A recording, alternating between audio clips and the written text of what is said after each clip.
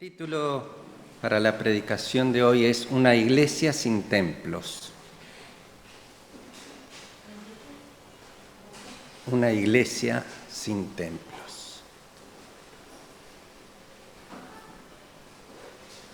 ¿Es posible una iglesia sin templos?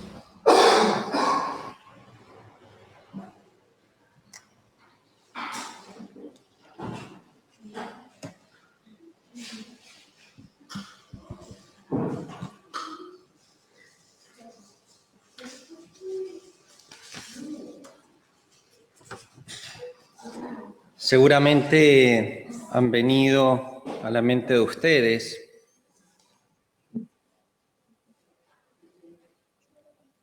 algunas imágenes, algunas respuestas rápidas. La pandemia obligó en casi todo el mundo que se cerraran los lugares de reunión.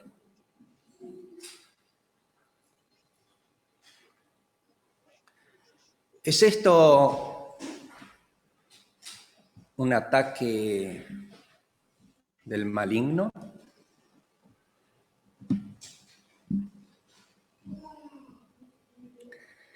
¿Es esto una oportunidad para nosotros?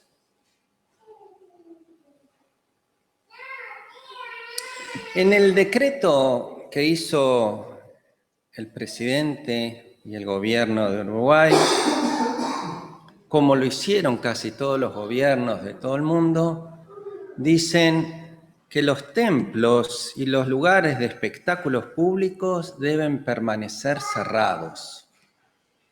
Fue un periodo breve. En otros periodos pueden permanecer abiertos, pero con condiciones puestas por un protocolo.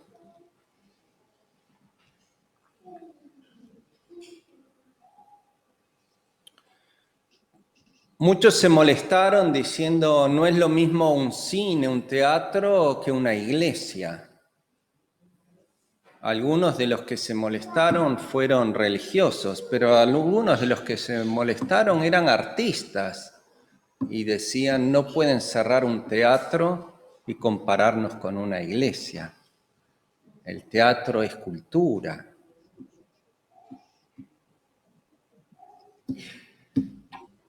La cuestión que aquí estamos en el mundo atravesando un tiempo donde hay ordenanzas de los gobiernos que por razones sanitarias de público conocimiento se nos dice o hay aforos o templos cerrados.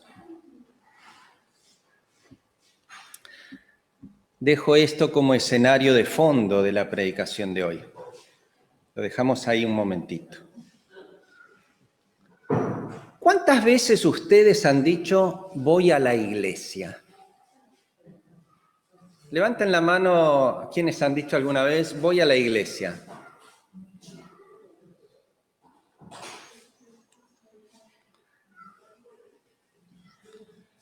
Yo diría, es falso. Nosotros no vamos a la iglesia. Yo lo he dicho un montón de veces.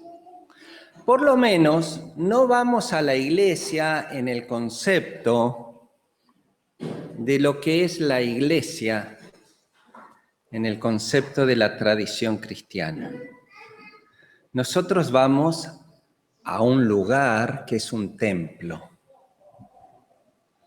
Pero la iglesia somos nosotros. La iglesia que es comparada con el cuerpo de Cristo. La iglesia está conformada por aquellas cristianas y cristianos que han aceptado en su corazón al Señor y han decidido seguirle y se congregan en lugares especiales que se les puede eventualmente llamar templos. Pero es verdad que la palabra iglesia muchas veces la superponemos con el concepto de templo. Y podríamos hablar de que la palabra iglesia a veces se refiere a la iglesia local. Yo soy de la iglesia de Espronceda. Muy bien. O yo soy de la iglesia de los hermanos libres. Muy bien.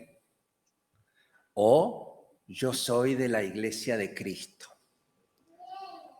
Son distintas maneras de identificarnos. Hablábamos con la gente que se bautizó hace poco, que al bautizarse también toman la decisión de formar parte de una iglesia local. Al convertirse, entraron a formar parte de la iglesia de Cristo.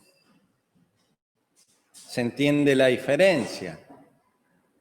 La iglesia de Cristo está conformada por cristianas y cristianos en todo el mundo que están unidos por su fe en Jesucristo y por la obra del Espíritu Santo en sus vidas.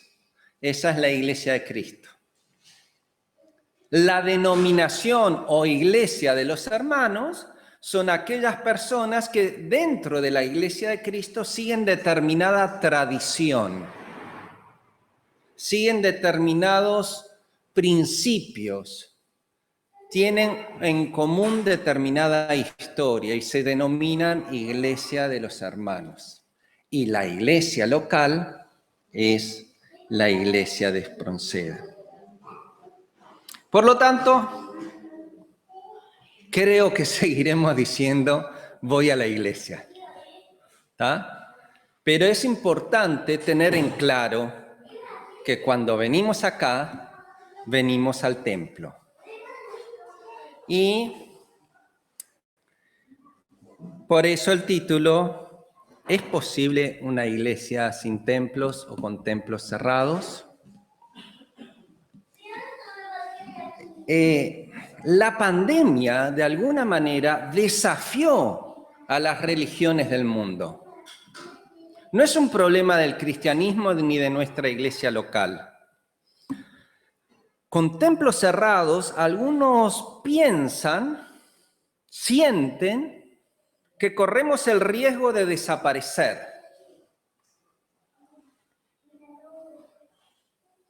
Y de hecho, así es. Hay determinados grupos que alquilaron, y voy a hablar de realidades cercanas, que alquilaron un cine para su lugar de reunión.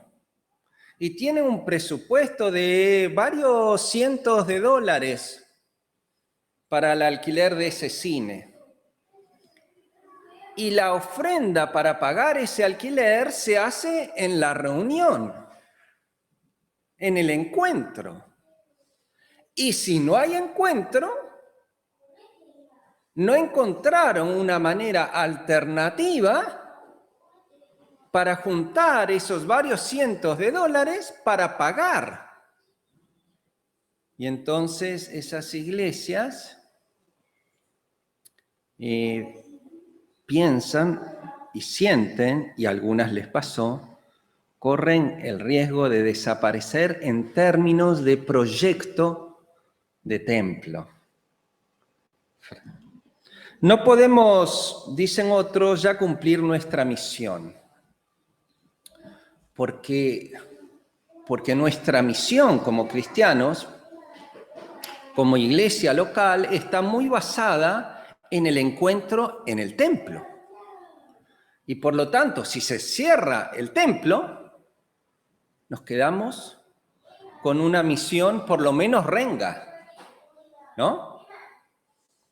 De hecho, judíos, católicos, musulmanes, evangélicos, desafiaron las políticas sanitarias. Yo no sé si han visto ustedes, los musulmanes, en esa tradición que tienen de encontrarse por cientos de miles alrededor de un lugar y de caminar en círculo, o hace menos tiempo los judíos, la comunidad judía de encontrarse en plena pandemia, desafiando las ordenanzas de los gobiernos, o de algunas iglesias en nuestro país donde dicen: el Señor es más poderoso. Si Él es con nosotros, nosotros nos vamos a reunir igual, porque el Señor está con nosotros y en el poder del Señor le decimos a la pandemia que no le tenemos miedo. Y así han muerto personas y se han contagiado personas en esas iglesias. La cuestión que en todo el mundo se levantaron líderes religiosos, al igual que artistas, protestando y desobedeciendo las normas, con un concepto de libertad de culto, que creo en la libertad de culto, con un concepto de Dios nos va a proteger. Dios es más poderoso que la pandemia. ¿Por qué pasa esto, hermanos? ¿Por qué pasa esto? Yo creo que pasa esto porque el templo es un lugar muy importante. Porque necesitamos encontrarnos. Y el templo es un lugar de encuentro. A veces uno ve que para algunos, en algunas iglesias, el grupo de jóvenes tiene el templo como un hermoso lugar de encuentro y tratan de encontrarse la mayor cantidad de veces, el mayor tiempo posible. Hay algunos que tienen en la estructura, cuando diseñan sus templos, piensan en el lugar de deporte, porque es importante. La manera de concebir el templo habla de nuestra manera de celebrar a Cristo. La manera de concebir el templo habla de nuestras prioridades. Creo que hay 2 o 3 fotos de algunos templos. Les voy a mostrar 2 o 3 fotos para mirar cómo se concibieron algunos templos famosos en nuestro tiempo. Vamos a viajar, entonces, ahora en estas 3 o 4 fotos, vamos a viajar a Europa. Y les voy a mostrar templos que se las denomina como catedrales. Aquí se construyeron lugares para adorar a Dios. Aquí se construyeron lugares que son obras artísticas. Esas columnas en Barcelona, Notre Dame allá en París, con sus vitraux y juegos de luces, el Vaticano, la Capilla Sixtina con esos cuadros que hablan de la historia de la Biblia. Esto de alguna manera representa el lugar que tiene el templo en un momento de la historia para la cristiandad o para cierta cristiandad. Y de estas catedrales hay tanto protestantes como católicas. También tenemos iglesias locales que han contratado un cine y entienden que el cine cumple con que ellos necesitan para ser iglesia y cumplir con la misión. En Brasil, Alicia estuvo en una iglesia donde tiraron abajo todas las paredes porque los vecinos no se animaban a entrar y tenían un montón de comentarios sobre ahí adentro pasan cosas raras. Entonces la iglesia, que estaba ubicada en un sector muy popular, sacó todo lo que podía de las paredes para que los cultos sean lugares visibles y que cualquier vecino que pasa por ahí pueda ver lo que estamos haciendo nosotros. Fuimos con Brian a Santa Gema, una iglesia católica, estaba también Cristian, y tienen los bancos en una ronda. Fui a la iglesia de Arrieta hace poco, que acaban de terminar la construcción de su templo, y una de las cosas que me llamó poderosamente y bien la atención es que pusieron un lugar para poner un elevador para que si viene gente, porque hay una escalera, ¿no? Pero si viene gente que no puede subir la escalera y que viene con silla de ruedas, poder subirla al piso de arriba. Vi en la iglesia de Arrieta que hicieron un parrillero. Construyen la iglesia en función de lo que creen y lo que piensan. Hay iglesias que tienen escaleras y si alguien viene con silla de ruedas, no puede entrar a la iglesia. El templo, de alguna manera, expresa nuestra fe. Podemos decir, mirando un templo, imaginarnos el tipo de iglesia local que son. Y acá en nuestra iglesia, cuando Donaldo y aquellos que diseñaron, ustedes ven que es una iglesia bastante limpia. Tened fe en Dios, un mensaje aquí, adora a Dios, otro mensaje allá, líneas simples. No está cargado de los cuadros aquellos, no está cargado de imágenes, no está cargado de muchas cosas. El hermano lo pensó así, este lugar, y pensó los otros lugares en función de las necesidades.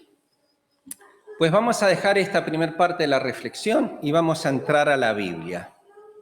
Y en los próximos 10 minutos vamos a estar compartiendo Juan 4, 20 al 24. Juan 4, del 20 al 24. Si tenemos el texto ahí. Le voy a pedir a alguien con el micrófono de ahí que lo lea. Si le pasan el micrófono, Nacho, ¿lo podés leer? No tenés los lentes, no importa, cambiamos para otro. ¿Quién lee? Mica, dale. Nuestros padres adoraron este monte, y vosotros decís que en Jerusalén es el lugar donde se debe adorar. Jesús le dijo, mujer, créeme, que la hora viene cuando ni en este monte ni en Jerusalén adoréis al Padre.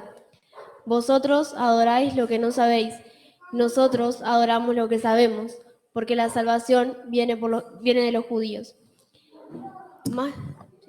¿Sí? Mas la hora viene y ahora es cuando los verdaderos adoradores adoran al Padre en espíritu y en verdad, porque también el Padre tales adoradores busca que le adoren. Dios es espíritu y los que le adoran en espíritu y en verdad es necesario que adoren. Muy bien, gracias. ¿Qué está pasando acá? Esta mujer, estamos en una escena donde el Señor está en un pozo de agua, le pide agua, entra en diálogo con esta mujer y esta mujer en determinado momento le dice, Señor, veo que sos un maestro, tengo una pregunta, ¿dónde hay que adorar? ¿Aquí o allá? Y el Señor le dice, ni aquí ni allá, no es así. La adoración es en espíritu y en verdad. La adoración es en espíritu y en verdad. No depende del lugar. No depende del lugar físico. Vamos a leer Hechos 2:46. Hechos 2:46.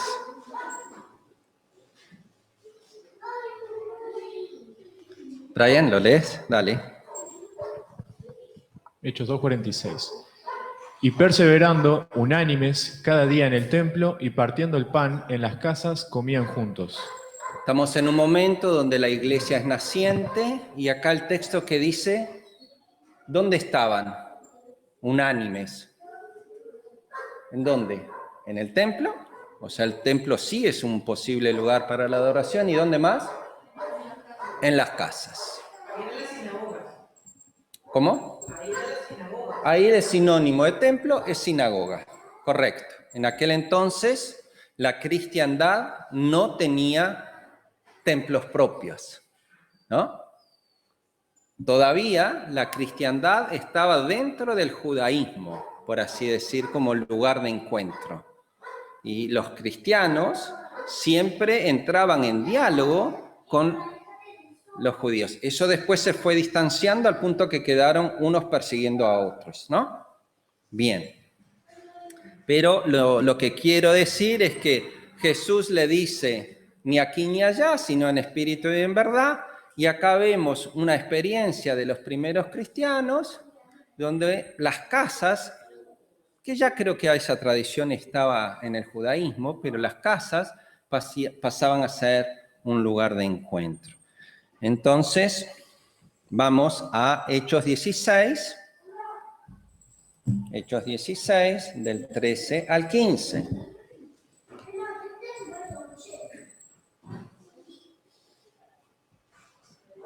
A ver, que alguien lo lea. Pásale el micrófono a Alicia para que lo lea, por favor. Si podés Y un leer. día de reposo salimos fuera de la puerta, junto al río, donde solía hacerse la oración. Y sentándonos, hablamos a las mujeres que se habían reunido. Entonces una mujer llamada Lidia, vendedora de púrpura de la ciudad de Tiatira, que adoraba a Dios, estaba oyendo. Y el Señor le abrió el corazón de ella para que estuviese atenta a lo que Pablo decía. Y cuando fue bautizada y su familia, nos rogó diciendo, si habéis juzgado que yo sea fiel al Señor, entrad en mi casa y posad. Y nos obligó a quedarnos. Me llama la atención aquí que lo que dice el día del reposo, o sea, el día que dedicamos para el Señor, salimos fuera de la puerta y fueron junto al río, donde solía hacerse la oración. Junto al río, parece ser que era un lugar de oración, un lugar de encuentro. Podríamos decirlo, ¿será que era el templo ahí, al lado del río, al aire libre?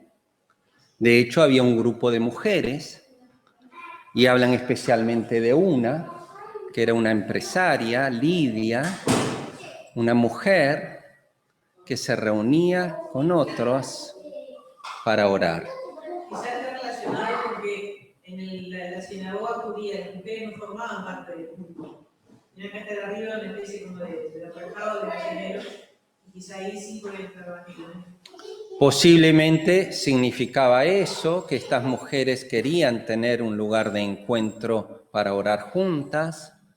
Posiblemente es como tú lo estás trayendo, Alicia. Pero aquí, Pablo, uno de los grandes líderes de la iglesia naciente, que solía ir a las sinagogas, que solía ir no solo a las sinagogas, sino que también se enteró que al lado del río había un grupo de mujeres o de personas liderados quizás por esta Lidia, y él va para ahí con los suyos a esa reunión de oración. Y es bien interesante que esta mujer termina forzando en Pablo a hacer algo que Pablo no hubiera hecho por iniciativa propia. Pablo va a quedarse a la casa de una mujer que lo invita. No es usual eso. No es bien visto. ¿No? No es bien visto. Pero esta mujer le dice, se lo rogó y le dice, si realmente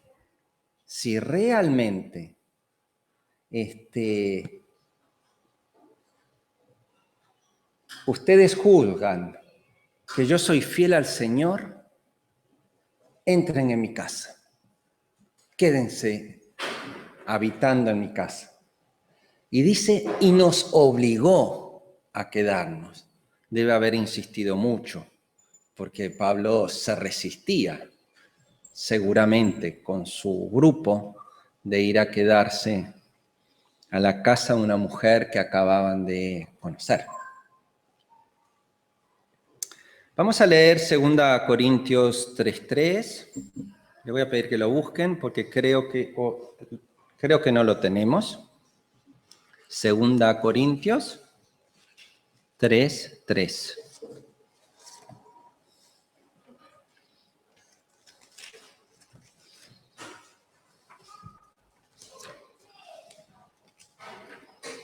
¿Está? ¿Alguien lo tiene?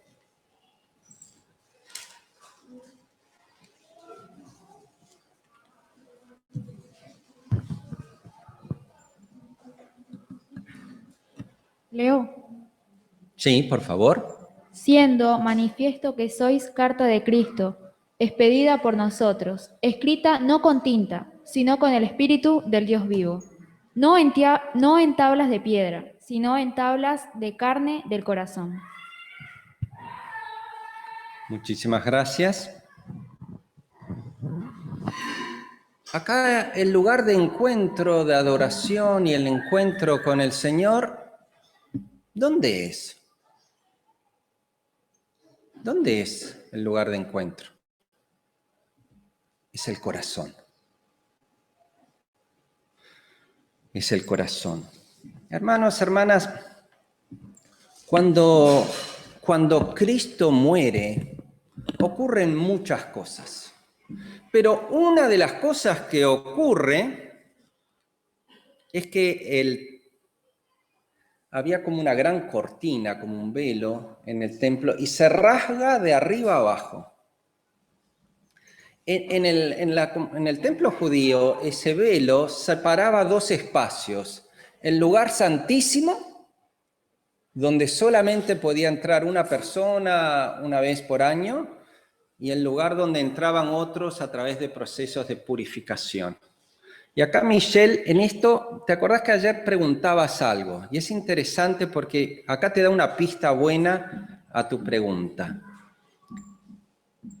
La comunidad, el pueblo de Dios judío, entendía que había un lugar santísimo, que no se podía profanar ese lugar santísimo, por lo tanto había que hacer una cantidad de procesos de purificación para entrar ahí.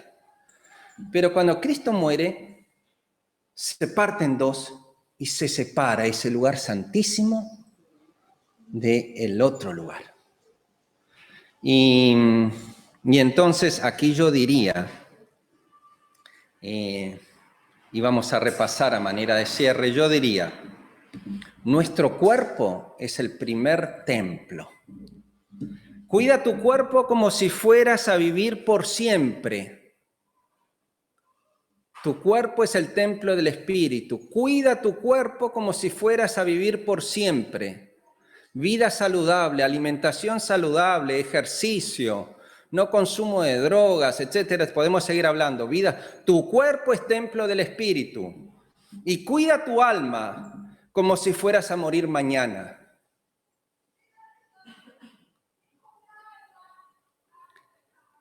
Tu cuerpo es templo del Espíritu y tu corazón es el altar. Y en tu corazón el Espíritu Santo quiere escribir una historia de santificación,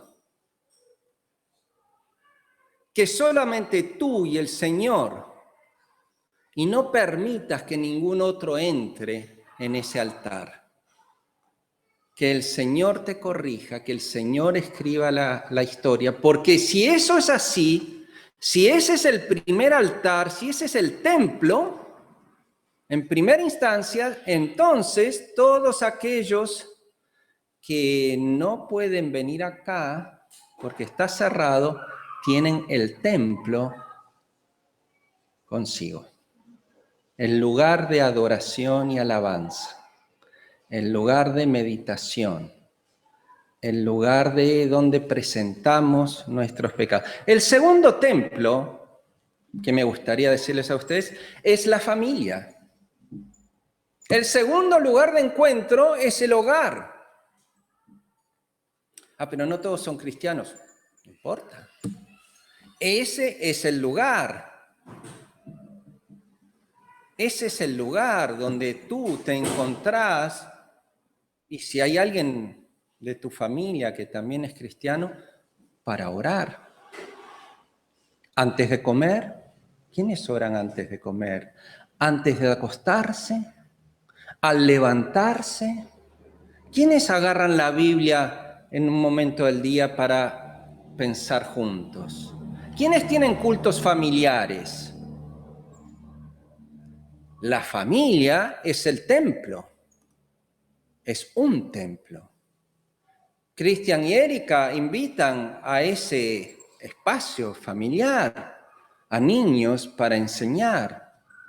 Silvia me contaba con Luis que están preparando un lugar en su casa, que es el fondo de la casa, porque quieren no solamente disfrutar ese lugar para ellos, quiere que sea un lugar de encuentro para compartir el Evangelio. Mabel fue hospedada en su tierna juventud por una familia cristiana. La casa es el lugar para hospedar a los desamparados. La casa es un lugar donde invitar a los que están solos a un almuerzo, a una cena para charlar.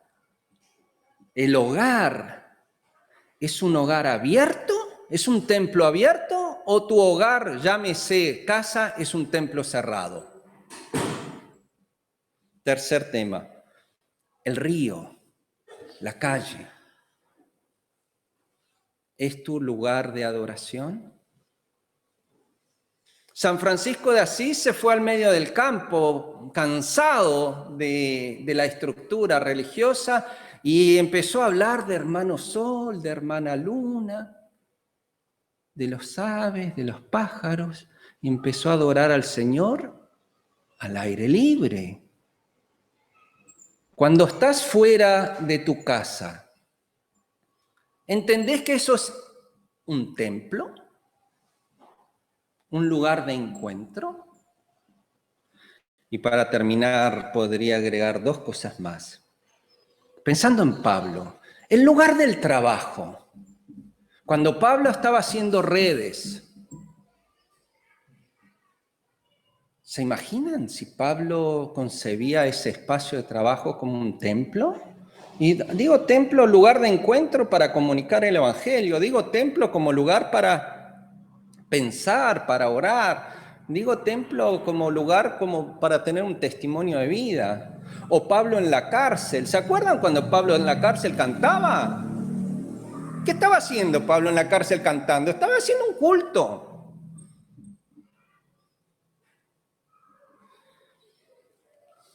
Y para terminar, el templo en la calle de Espronceda.